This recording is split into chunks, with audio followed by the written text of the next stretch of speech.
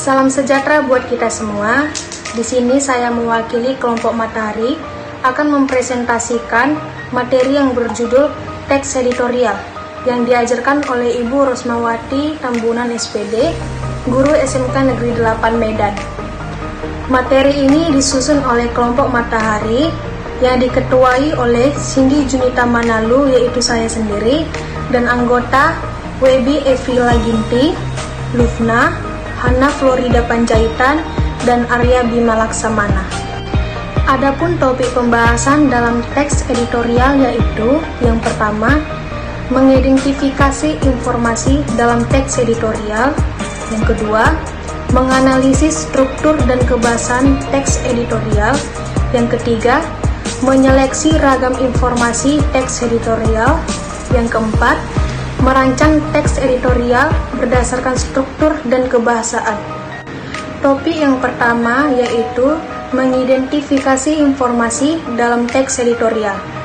Adapun definisi dari teks editorial merupakan tulisan yang berisi kupasan masalah aktual atau yang baru saja terjadi dan masih menjadi bahan pembicaraan di masyarakat.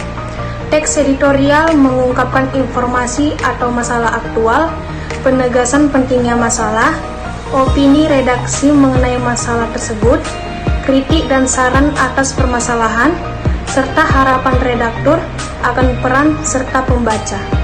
Selanjutnya, secara umum, sifat teks editorial. Yang pertama, krusial. Krusial yaitu ditulis secara berkala, bergantung pada jenis terbitan.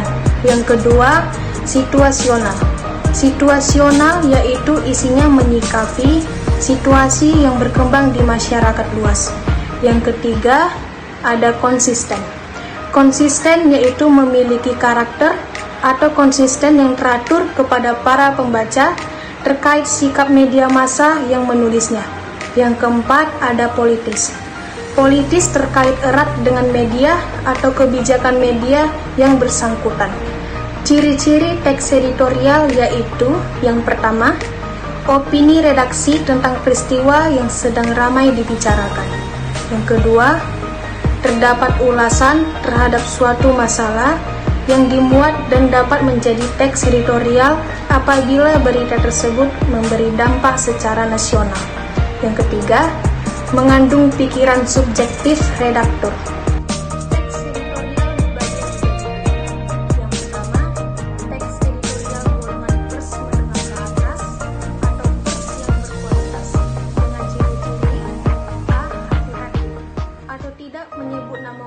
Sedang diberitakan. Yang B, normatif atau menurut aturan yang berlaku. Yang C, cenderung konservatif atau bersikap sesuai keadaan serta mempunyai ciri khas tertentu dan tradisi. Yang D, pertimbangan terhadap aspek politis lebih besar daripada aspek sosiologis. Yang kedua, ada teks editorial golongan pers menengah ke bawah dengan ciri-ciri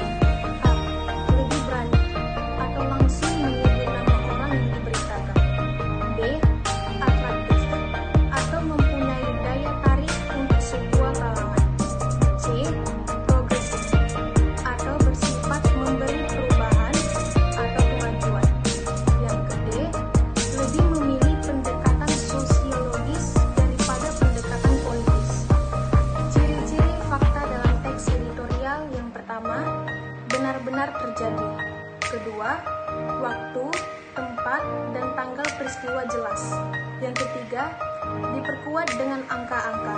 Selanjutnya, jenis fakta dalam teks editorial. Yang pertama, fakta umum, yaitu fakta yang mengungkapkan kebenaran yang berlaku sepanjang zaman sejak dahulu sampai sekarang. Yang kedua, fakta khusus atau spesifik, yaitu kebenaran yang berlaku dalam periode tertentu. Topik yang kedua yaitu menganalisis struktur dan kebahasaan teks editorial. Adapun struktur teks editorial yaitu pertama, pengantar.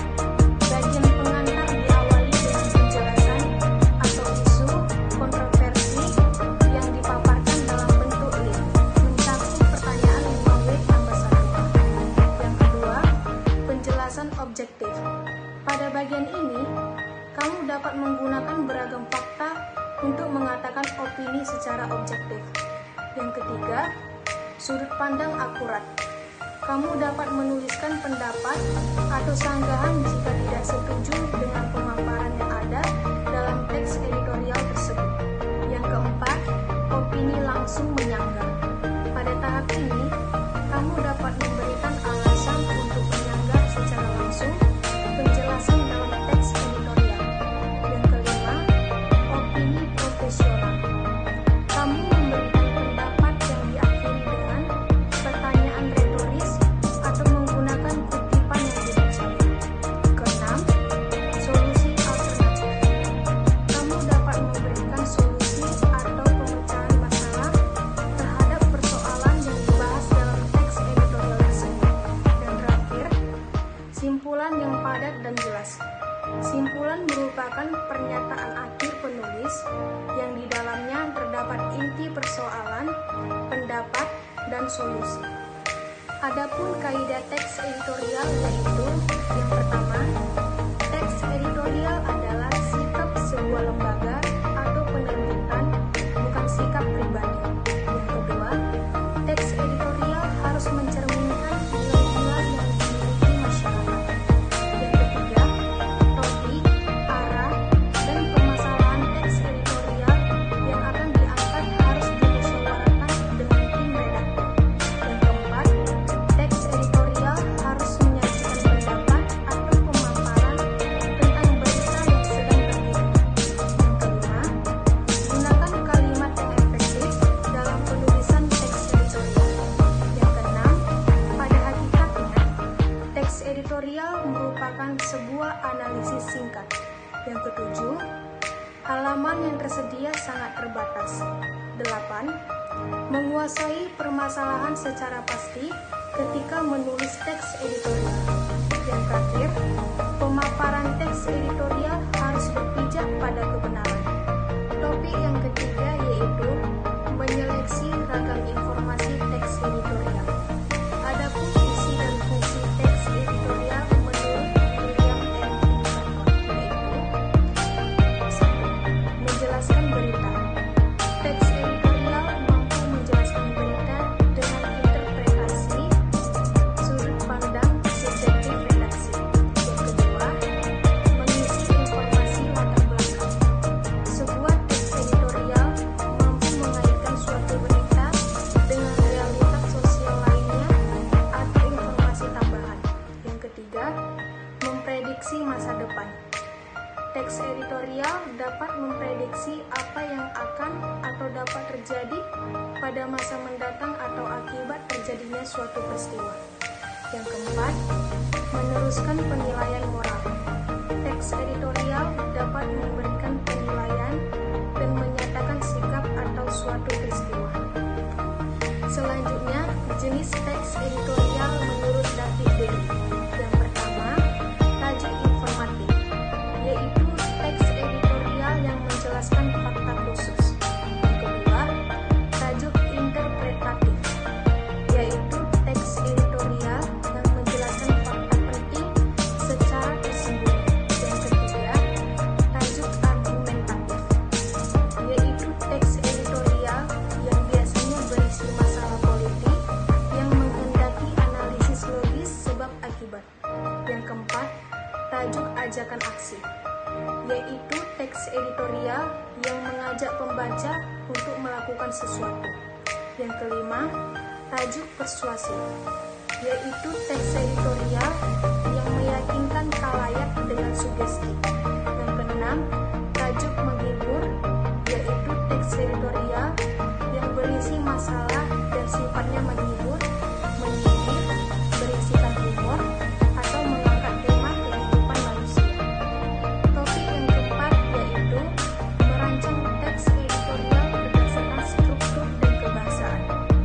Merancang teks editorial membutuhkan persiapan yang matang, mulai dari bahan, rancang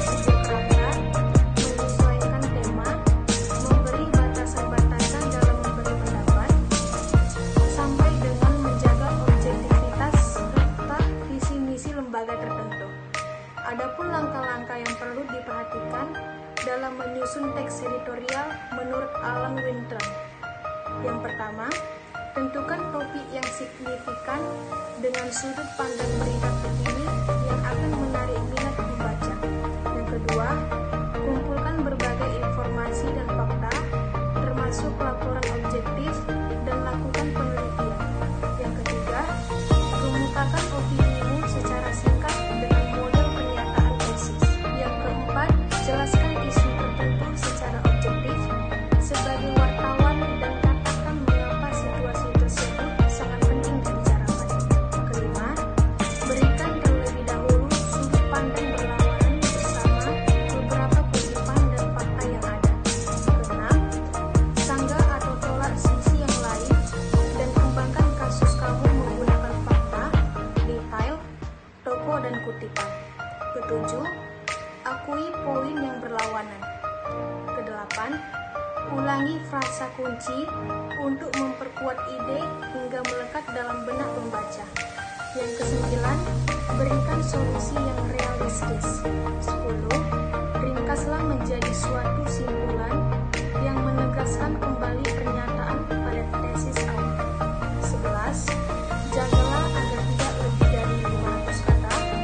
Setiap tulisan diperhatikan, hindari penggunaan kata saya.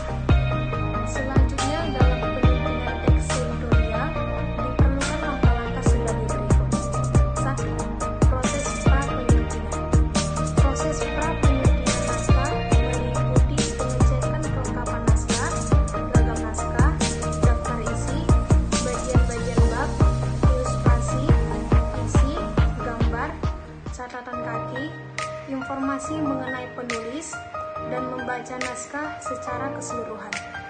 2. Proses penyuntingan.